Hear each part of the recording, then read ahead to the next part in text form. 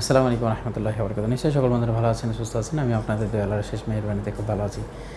বাবা টুলসের R786 pro এই OC মেশিনের কার্যক্রমটা এই মুহূর্তে দেখাবো। বন্ধুরা, বেশ কিছু মডেলের ওসি মেশিন হয় মার্কেটে, তো আমরা কোন মডেলের নিব, কত দামের নিব, এগুলো নিয়ে কনফিউশন আছে। তো আসলে বিষয়টা হচ্ছে যে কনফিউশনের কিছু নেই। বাবা টুলসের কম দামি মেশিন, বেশি দামি মেশিন, প্রত্যেকটা মেশিনেই আপনি পারফেক্টলি কাজ করতে পারবেন। এখন দাম কম বেশির বিষয়ে আমি বলি যে যেটা কম দামি মেশিন সেটা কি আসলে খারাপ, সেটা কি আসলে বাবল রিমুভ করতে পারবে? প্রত্যেকটা মেশিনে আপনাকে 100% বাবল রিমুভ করে দিবে, প্রত্যেকটা মেশিনে আপনাকে পারফেক্টলি কাজ করে দিবে। তাহলে দামের পার্থক্যটা কোথায়? এখানে কিছু ক্যাটাগরির পার্থক্য আছে। যেমন দেখা যাচ্ছে যে দামি মেশিন নিলে আপনার ভ্যাকুয়ামটা আরও উন্নত মানের হয়, পাঞ্চিং মেশিনটা আরও উন্নত মানের হয়, কিন্তু বাবল রিমুভ তো করতেই হবে আমাদেরকে, যার কারণে বাবল রিমুভের হিস্টোরিটা একটু ভিন্ন। পাঞ্চিং মেশিনের ভিতরে আবার অনেক ডিফারেন্ট কিছু থাকে। যেমন এজ ডিসপ্লেগুলো আমাদের পাঞ্চিং করার জন্য অবশ্যই ভালো কোয়ালিটির মেশিনের প্রয়োজন হয়। আচ্ছা, এছাড়াও কিছু বিষয় আছে। যখন আমরা 100cc গাড়ি, আমরা একটা মোটরসাইকেল চালাই, এই মোটরসাইকেলটা সাধারণত আমরা দেখা যাচ্ছে 50, 60 বা 70 স্পিডে চালাই। তো 70 কিলোমিটার পার আওয়ারে যদি আমরা গাড়ি চালাই, তো আমরা অনেক সময় দেখা যায় যে 300, 400cc, 500cc গাড়ি কেন ক্রয় করি? তো 500cc গাড়িটা কি আমরা আসলে 100-100-র উপরে আমরা স্পিড করি, অথবা সবসময় কি 150, 200 স্পিডে গাড়ি চালাই? অথবা একটা গাড়ির টপ স্পিড হচ্ছে 300 কিলোমিটার স্পিড। তো 300 কিলোমিটার স্পিডে গাড়ি চালানোর জন্য রাস্তাটা কোথায়? বিষয়টা আসলে স্পিডের ক্ষেত্রে না। যখন আপনি বেশি সিসির গাড়ি ব্যবহার করবেন, তখন গাড়িটা আপনাকে জার্নিতে অনেকটাই প্রশান্তি দিবে। তার মানে আমরা যখন দেখা যাচ্ছে যে 100 কিলোমিটার, 200 কিলোমিটার রান করব বা 500 কিলোমিটার রান করব, দামি গাড়িগুলোতে যখন আমরা জার্নি করব, তখন আমরা সেফলি, এখানে সিকিউরিটি ভালো থাকবে এবং আমরা কমফোর্ট ফিল করব, আমাদের জার্নিটা আরও আরামদায়ক হবে। বিষয়টা এরকম। শকিং সিস্টেমগুলো, ভাইব্রেশনগুলো অনেক বেশি। এটা হচ্ছে গাড়ির ক্ষেত্রে। মেশিনের ক্ষেত্রেও যখন দামি মেশিন হয়, তখন মেশিনের পার্টস কোয়ালিটিগুলো অনেক বেটার হয়, সেক্ষেত্রে আপনি লংজিভিটিও বেশি পেতে পারেন। তো সর্বোপরি আমাদের ওসিএ মেশিন যেটা আছে, 1 বছরের ফুললি ওয়ারেন্টি রয়েছে ওসিএ মেশিনের। যে কোনো ধরনের সমস্যা, অনেকে বলছে যে পার্টস পাওয়া যাবে না, নতুন মেশিন। বাবা টুলস নতুন কিছু নয়। যারা এই ধরনের কথাবার্তায়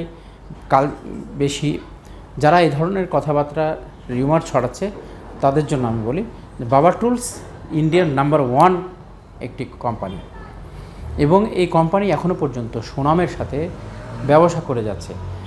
একটা কোম্পানি যখন একটা ওসিএ মেশিন নিয়ে আসতে পেরেছে, তার খুচরা পার্টসও তার কাছে মজুদ আছে, এবং আমরাও সেই ধরনের বিষয়গুলো মাথায় রেখে আমরা মার্কেটে লঞ্চ করেছি বন্ধুরা।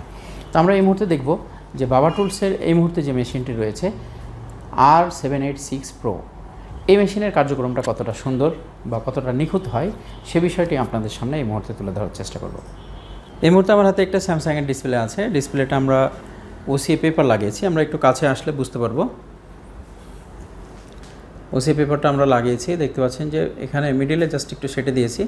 বাকিটা আমরা পাঞ্চিং মেশিনে দিব। পাঞ্চিং মেশিনে আমরা এখানে প্রথমে পাল্লাটা খুলি, আর মেশিনের মডেলটা আমরা একটু দেখে নিই ভালোভাবে। এখানে হচ্ছে মডেল নাম্বার হচ্ছে R786 প্রো। মেশিনটা দেখে নেন, খুব পারফেক্ট রেজাল্ট মেশিনটা, এবং টেস্টেড। প্রচুর টেকনিশিয়ান এটাকে ব্যবহার করতেছে। আমরা এখান থেকে মোলটা বের করে নিব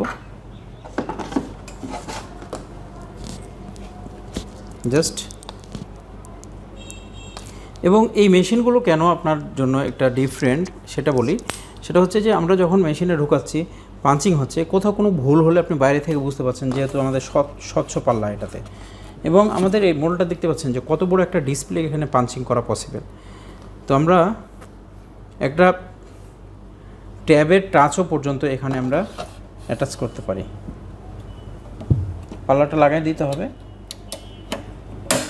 ভেরি স্ট্রং পাল্লা। সাইড দিয়ে আমাদের রাবার আছে, কোনোভাবে যেন এখান থেকে আমাদের এয়ার লিকেজ না হয়। এরপরে আমরা এখানে দেখতে পাচ্ছি যে আমাদের 35 সেকেন্ড টাইম, 35 সেকেন্ড পরে আমাদের পাঞ্চিংটা নামবে, এবং আমরা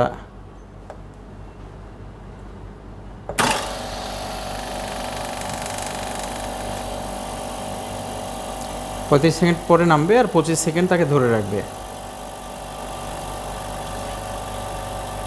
in total 1 minute punching, 1 minute, এবং পাঞ্চিং 1 মিনিট, বাবল রিমুভও 1 মিনিটে সম্ভব। কোনো ডিসপ্লে আমাদের 2 মিনিট 3 মিনিট সময় লাগতে পারে। এবং কিছু কিছু ক্ষেত্রে কেউ এরকম সমস্যায় পড়ে যে বাবল রিমুভের ক্ষেত্রে কিছু কিছু সময় দ্বিতীয়বার দেওয়া লাগতেছে, যদি বা বাবা টুলসে এরকম রেজাল্ট আমরা পাইনি। তবে আমাদের এই ডিসপ্লে ওসিএ করার ক্ষেত্রে কিছু নিয়ম শৃঙ্খলা রয়েছে, এগুলো আমাদেরকে একটু জানতে হবে। আমরা দেখতে পাচ্ছি যে পাঞ্চিংটা নেমে গেছে, এখন 11 সেকেন্ড হয়েছে, টোটাল 25 সেকেন্ড সে ধরে রাখবে। Total pressure auto. এখানে যদি আমরা টাচ স্ক্রিন ডিসপ্লে লাগানো থাকতো, ডিসপ্লে এবং সফটওয়্যারের মাধ্যমে যদি কাজটা হতো, ডিসপ্লে নষ্ট হয়ে গেলে আপনার মেশিন অকেজ হয়ে থাকতো। এখানে আমরা সিঙ্গেল বাটনের মাধ্যমে টোটাল কার্যক্রম করছি, যার কারণে যে মেশিনগুলোতে যত বেশি ফাংশন থাকে সেই মেশিনগুলো তত ড্যামেজ হওয়ার পসিবিলিটি থেকে যায়। আমরা পাঞ্চিংটা কমপ্লিট করেছি। R786 আমরা একটু আলোতে ধরি। বাবল আছে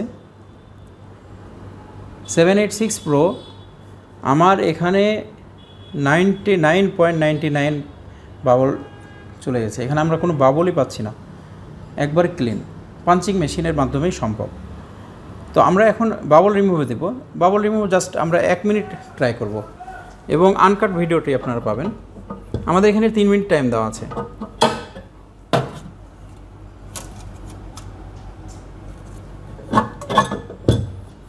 আমরা এটাকে 1 মিনিট করি। সেট।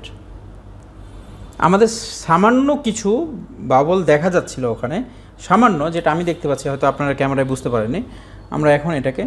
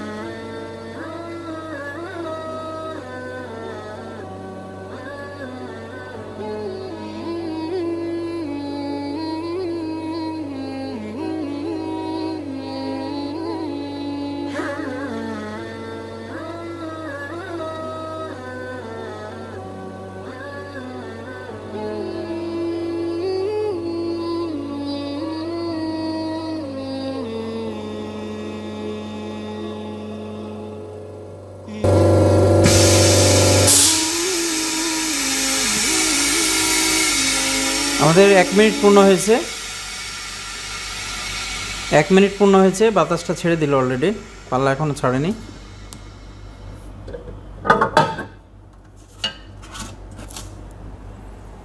একটু আমরা আলোতে আসি।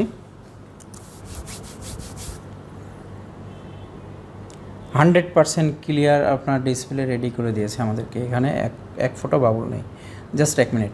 তাহলে আমরা যেটা বুঝতে পারলাম, total punching 1 minute, bubble remove 1 minute, 2 মিনিটে একটা ডিসপ্লে কমপ্লিট করে দেওয়া সম্ভব। এবার আসুন, যদি আমরা সিঙ্গেল মেশিন ইউজ করি তাহলে আমাদের ক্ষেত্রে কীরকম ডিফারেন্ট কিছু আসবে। সিঙ্গেল মেশিনে আমাদের প্রথমে যখন পাঞ্চিংয়ে দেই, সেখানে নর্মালি ডিফল্ট টাইমিং থাকে প্রায় 7 মিনিট। এখন আসুন যে একটা বিষয়, যে আমরা যখন পাঞ্চিং করতেছি, পাঞ্চিং যখন এখানে করছি, আমরা একসঙ্গে একটা ডিসপ্লে দিলাম বা 2টা ডিসপ্লে দিলাম পাঞ্চিংয়ে, পাঞ্চিংটা কমপ্লিট হয়ে বের হলো 1 মিনিটে। কারো বাল্ক অর্ডার থাকে, একসঙ্গে অনেক ডিসপ্লের কাজ করে, বা কেউ দেখা যাচ্ছে প্রতিদিন 20-30টা ডিসপ্লের কাজ করে। তো আমরা এখানে পাঞ্চিংয়ে দিয়েছি 2টা বের করে বাবল রিমুভে দিয়ে দিলাম। বাবল রিমুভ দিয়ে আবার এখানে পাঞ্চিং করতেছি। 1 মিনিট পর পাঞ্চিং শেষ। কোনো ডিসপ্লে আপনাকে 2 মিনিট 3 মিনিট সময় লাগতে পারে বাবল রিমুভে। তো বাবল রিমুভে এখানে একসঙ্গে আমরা 5টা-7টা ডিসপ্লে ঢুকিয়ে দিতে পারি। তো আমরা একসঙ্গে পাঞ্চিং করে একসঙ্গে 7টা ডিসপ্লে ঢুকাই দিলাম বা 5টা ডিসপ্লে ঢুকাই দিলাম বাবল রিমুভ করতে, আবার এখানে পাঞ্চিং হচ্ছে। একসঙ্গে 2জন ইঞ্জিনিয়ার, কেউ পাঞ্চিং করছে, কেউ বাবল রিমুভ করছে, একসঙ্গে 2টা কাজ করা সম্ভব।